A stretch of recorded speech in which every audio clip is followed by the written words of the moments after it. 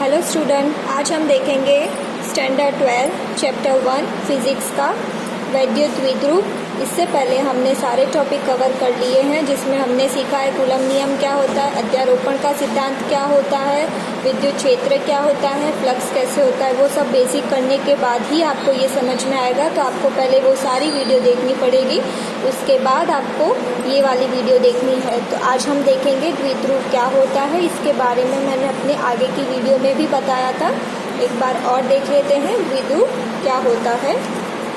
चलिए देखते हैं। हमारे पास दो आवेश है, प्लस क्यू माइनस क्यू। ठीक है, दोनों आवेशों के बीच की दूरी 2a होती है। और 2a कैसे होती है, जैसे कि ये बीच का पॉइंट है मेरा O, तो यहाँ से ये हो गया A और यहाँ से ये हो गया A। ठीक है, तो A प्लस A कितना हो गया 2a। तो ये पूरे निकाय को हम क्या बोलेंगे, द्विध्रुव, जिसको इंग्लिश में बोलते हैं इलेक्ट्रिक डाइपोल, इसको बोलते हैं डाइपोल द्विध्रुव। ठीक है, अब इसमें एक और चीज़ याद रखनी है कि वैद्युत द्विध्रुव का कुल आवेश शून्य होता है, क्योंकि प्लस और माइनस है तो आवेश तो शून्य होगा, लेकिन क्षेत्र शून्य नहीं होगा। चलिए, वैद्युत द्विध्रुव का कुल आवेश शून्य होता है। ये प्लस है माइनस है, दोनों आवेश शून्य हो गए। और इसका क्षेत्र शून्य नहीं होता, क्योंकि प्लस का इसका कुछ और क्षेत्र होगा और इसका कुछ और, दोनों का अलग अलग क्षेत्र होता है, तो इसका क्षेत्र शून्य नहीं होगा। ये चीज़ ध्यान रखनी है। इसके बाद हम देखेंगे कि इसका क्षेत्र किस प्रकार होता है। तो चलिए देखते हैं, हमारे बुक में है ये वाला टॉपिक, वैद्युत द्विध्रुव के कारण क्षेत्र। अब ये क्षेत्र दो प्रकार के होते हैं, एक तो अक्ष पर होता है और दूसरा होता है विषुवतीय तल पर। चलिए, ये वैद्युत द्विध्रुव के कारण क्षेत्र, ये क्षेत्र दो प्रकार के होते हैं। एक तो होता है अक्ष पर स्थित बिंदु के लिए और दूसरा होता है विषुवतीय तल पर स्थित बिंदु के लिए। ये दोनों डेरिवेशन इम्पॉर्टेंट है और ध्यान रखना है कैसे होता है। इस वीडियो में हम सिर्फ अक्ष पर स्थित बिंदु के लिए ही कवर करेंगे। चलिए ये समझते हैं क्या होता है अक्ष पर स्थित बिंदु के लिए, जिसको हम बोलते हैं पॉइंट ऑन एक्सिस। मतलब किसी अक्ष पे हमारा पॉइंट होगा तो उसका क्षेत्र कितना होगा। द्विध्रुव की बात करेंगे तो सबसे पहले हम द्विध्रुव बनाते हैं माइनस क्यू और ये हो गया प्लस क्यू। ठीक है, दोनों के बीच का पॉइंट हो गया O और ये पूरी दूरी हो गई 2 है 2a। ये हमने देख लिया है। ये पूरा सिस्टम क्या होता है, द्विध्रुव होता है। यहाँ से यहाँ तक की दूरी होगी a और यहाँ से यहाँ तक की दूरी होगी a, तो ये टोटल 2a हो गया। अब हमें अक्ष पर स्थित बिंदु, मतलब कि ये द्विध्रुव के अक्ष पे यहाँ पे कोई एक बिंदु है जिसका हमें क्षेत्र ढूंढना है। तो इसको हम इस तरह ज्वाइन कर दें, हमारे लिए आसान हो जाएगा। अब इसके अक्ष पर एक बिंदु है स्थित जिसका हमें क्षेत्र ढूंढना है। अब यहाँ पे ध्यान दीजिए, प्लस क्यू का अपना क्षेत्र होगा, तो जो इस दिशा में जा रहा है तो हम यहाँ पे बना देते हैं ये क्षेत्र होगा प्लस क्यू के लिए, तो हमने इसको नाम दे दिया E प्लस। अब माइनस क्यू आवेश का अलग क्षेत्र होगा जो कि इस दिशा में जा रहा है, तो इसको हम यहाँ पे बनाएंगे और इसको नाम दे देते हैं E माइनस। ठीक है, ये ध्यान दीजिएगा, प्लस क्यू आवेश का क्षेत्र है E प्लस, माइनस क्यू आवेश का क्षेत्र है E माइनस। प्लस इधर को जा रहा है तो दिशा हमने इधर को बताई है, माइनस इधर को जा रहा है तो ये दिशा हमने इधर को बताई है। एकदम इजी है, थोड़ा ध्यान से समझना है। अब ये O से लेके P तक की दूरी को हम लिख देते हैं आर। ये दूरी को हमने आर से बताया है। चलिए अब हमें कुल क्षेत्र ढूंढना है। तो कुल क्षेत्र कब मिलेगा? जब इन दोनों का योग करेंगे तब। तो कुल क्षेत्र क्या होगा? E is equal to E plus plus E minus, इन दोनों का योग करने पर हमें P बिंदु का कुल क्षेत्र मिलेगा। इसको बोल देते हैं नंबर 1। अब सबसे पहले हमें क्या ढूंढना पड़ेगा? E प्लस और E माइनस। चलिए प्लस Q के कारण E प्लस, ठीक है, प्लस Q प्लस आवेश है, उसी की वजह से हमारे पास E प्लस उत्पन्न हो रहा है। तो इसका सूत्र क्या लिखेंगे? E प्लस, हमारे पास E का सूत्र, क्षेत्र का सूत्र क्या है? KQ upon r square. ये सूत्र है जो कि हमने देख लिया है। इसी के ऊपर से हम ये लिखेंगे, ये यहाँ देखिए, K की जगह लिख सकते हैं हम 1/4πε0। अब Q की जगह यहाँ पे मेरा कौन सा आवेश है? प्लस Q आवेश के लिए है, तो प्लस Q और आर स्क्वायर। यहाँ पे ध्यान दीजिएगा, आर स्क्वायर क्या होगा? ये इतना है, ये प्लस Q यहाँ पे आ रहा है, तो ये पूरा R है।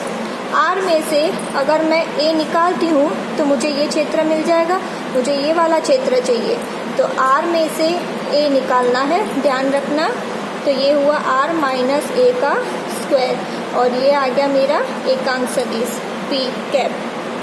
वापस से ये पूरे R में से इतना A निकालेंगे तो हमें ये वाला पोर्शन मिलेगा जो कि E प्लस के लिए है, ठीक है। इसको नाम दे देते हैं 2। इसी तरह माइनस Q आवेश के कारण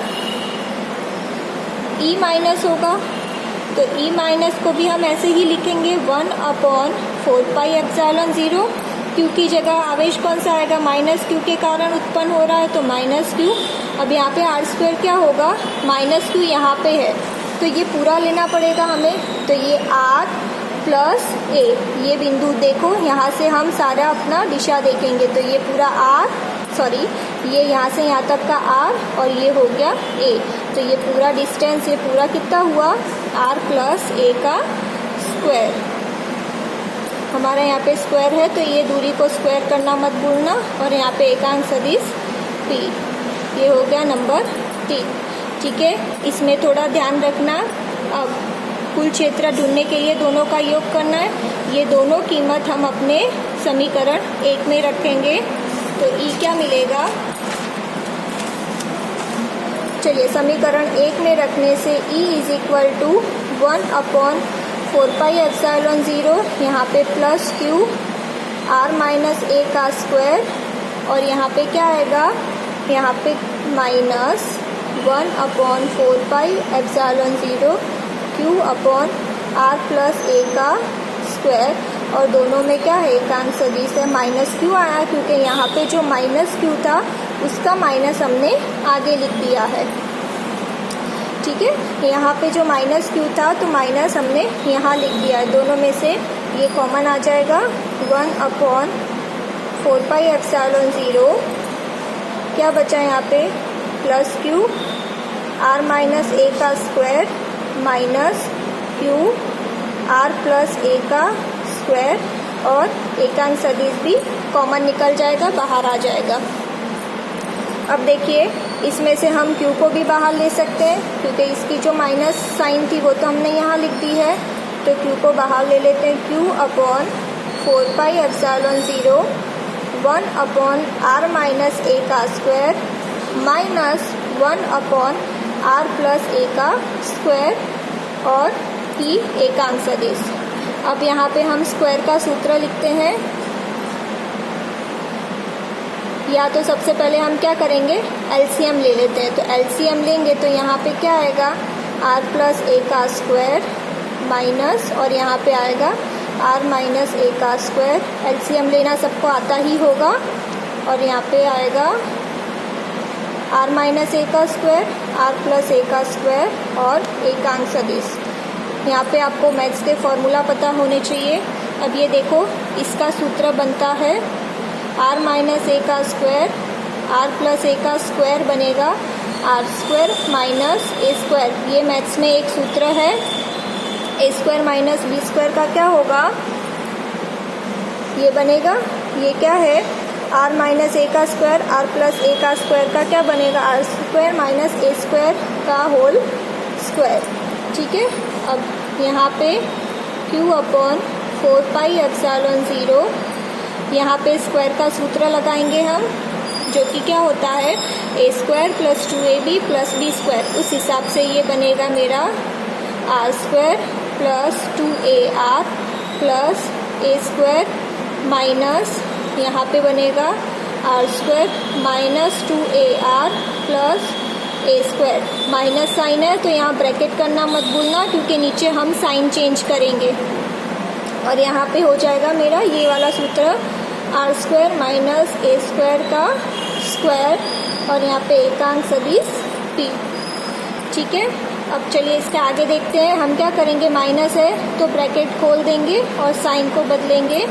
तो q upon 4πε0 R square plus 2ar plus A square minus are square minus minus plus हो गया plus 2ar plus minus minus ए स्क्वायर, और नीचे हो गया आर स्क्वायर माइनस ए स्क्वायर का स्क्वायर, और ये p कैप।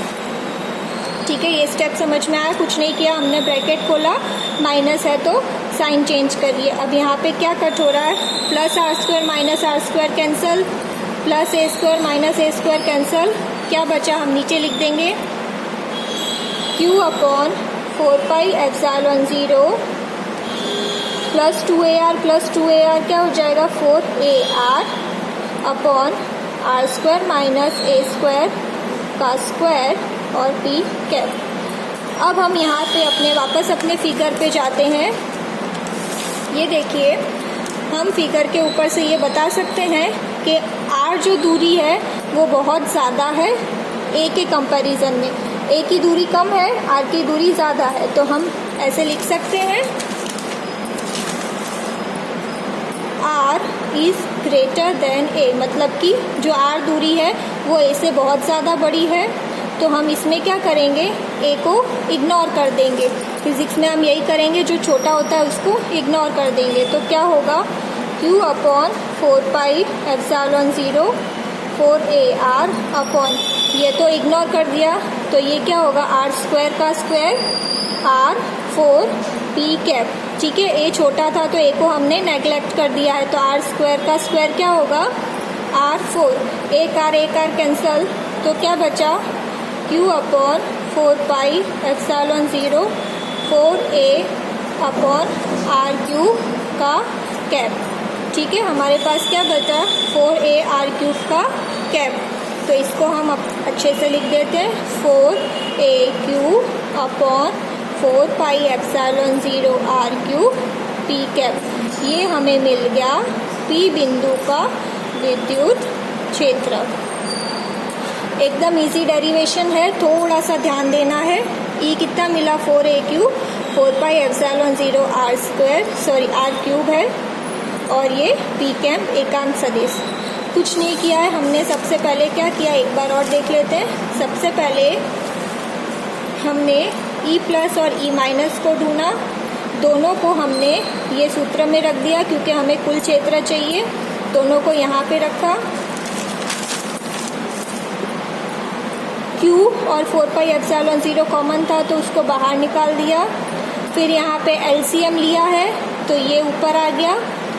अब ये स्क्वायर है तो स्क्वायर का सूत्र रखना है, और यहाँ पे ये मैथ्स का सूत्र लग रहा है r माइनस ए का स्क्वायर r प्लस ए का स्क्वायर। तो हमारे पास एक सूत्र है a minus b, a plus b क्या होता है a square minus b square.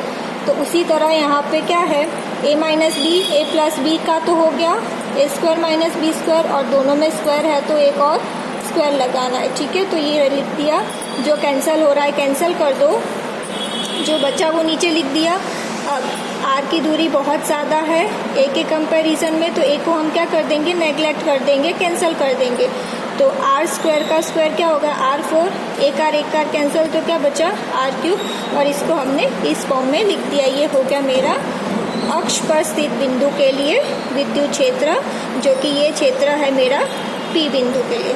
ठीक है, हमारी नेक्स्ट वीडियो में हम विषुवतीय तल के लिए ढूंढेंगे। आई होप आपको समझ में आएगा।